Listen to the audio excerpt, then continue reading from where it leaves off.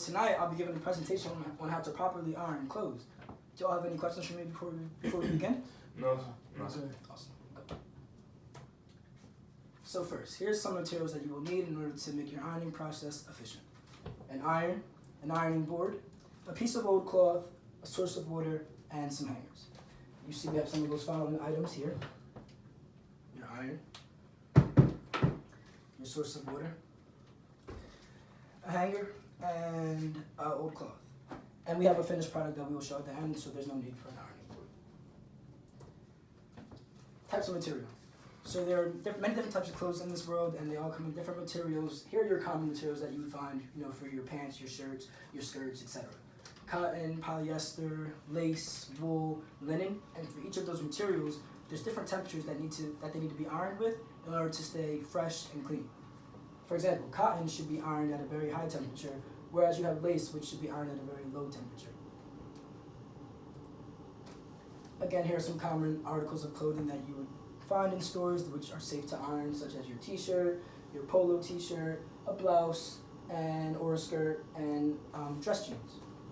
So, we'll go into the ironing process.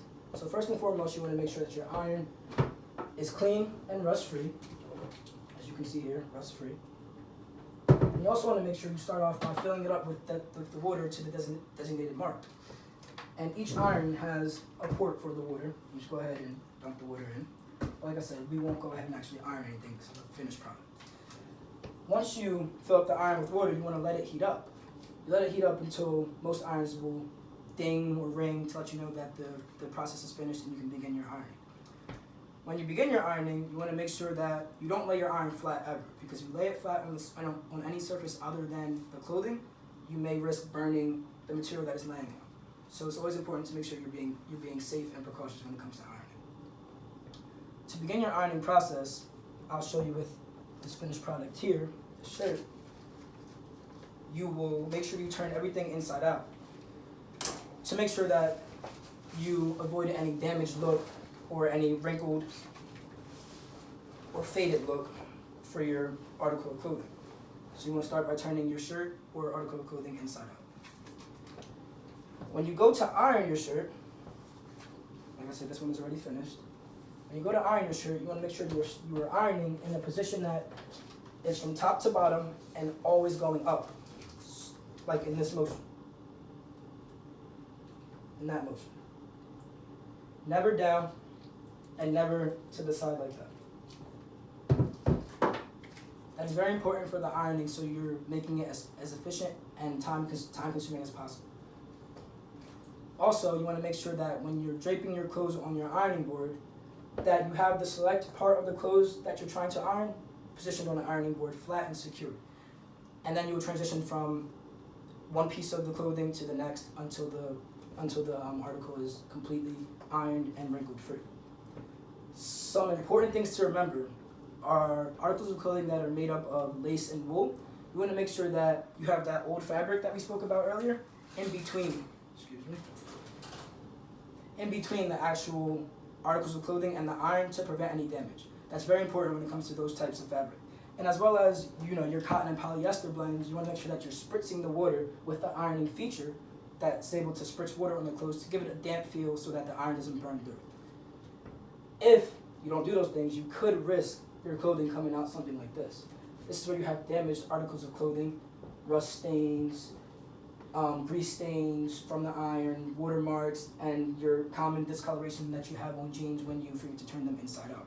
So it's very important to make sure that you guys are all making sure you flip your clothing inside out before you begin ironing.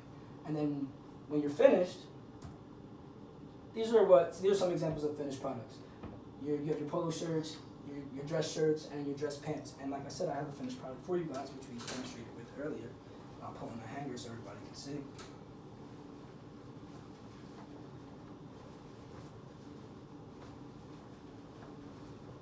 And your shirt is wrinkle-free, no stains, and you're good to wear.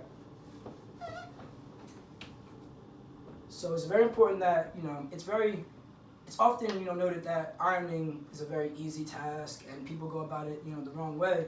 But it's very important that you make sure you take these proper steps in order to make your ironing process sufficient and worthwhile. Thank you.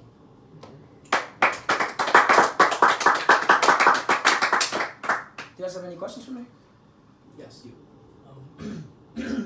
What's the material of the shirt? Of this shirt? Yes. So this shirt is your common cotton polyester blend. It's more percentage cotton than polyester, so it's important that you, if your iron does not have a blend temperature, you want to go with the cotton because that's the material that's made up of most of the shirt. And as you can see here on our iron, I'll bring it to you, sir. You have designated ranks 1, 2, 3, 4, 5, 6, and 6 would be cotton, which again is a very high temperature. Thank you. Any other questions? Yes. How much water goes into the iron? Oh, that's a great question. So each iron is going to have a designated mark as to how far the water should, the max water capacity. Now, it's not important, it's not always necessary to fill it up to the max amount of water, but that line is just to let you know, do not pass that, because if you pass that mark, the water will begin to leak out of the iron, and that can cause for water stains, which are very hard to get out and can ruin your shirt, your pants, your skirt, etc. So I'll bring it up to you as well to show you that line. This is the max line. And as you can see, our water only fills up to half of that. So again, it's not necessary to fill it up to the max, but just know that that is there, and all irons will have that mark. Any other questions? Is there a way to remove stains when ironing your clothes? Yeah, so there's plenty of things that can happen when you're ironing. You can have a rust stain from not cleaning your iron properly. You can have a grease stain from the iron secreting its liquids, and such as like the water mixing with the heat can give you a really bad stain there. And you can have your common water stains from spreading too much water on the actual piece of clothing, leaving for that stain there. So it's important that you make sure. It's important that you make sure you're following those precautions to not even take the chance of having those stains. But if you do get those stains, there are many different ways that you could remove those stains via home remedies that you can look up, if you needed to. But I don't actually have them for you right now, but I would advise you that there's definitely ways that you can get those stains out if you look them up. Anything else? No, that's it. That's all. So again, I just want to make sure that we talked about how to prevent those stains again. Make sure that your iron is clean and rust-free. And in order to keep it rust-free, you want to dump your water out after your usage. A lot of times people forget to dump out their water and leave it in there. And that's what causes the rusting and the corroding of the metal iron part, also on the inside, the features on the inside as well. So just make sure that you guys dump out the iron, and before you pack it up and put it back in your closet, make sure you plug it out, let it sit for about 10 minutes, and then wrap it up properly and put it back where it belongs. That is all I have for you guys today. Is there anything else? Any other questions? No? Thank you so much. Mr. Bond. I'm out of here.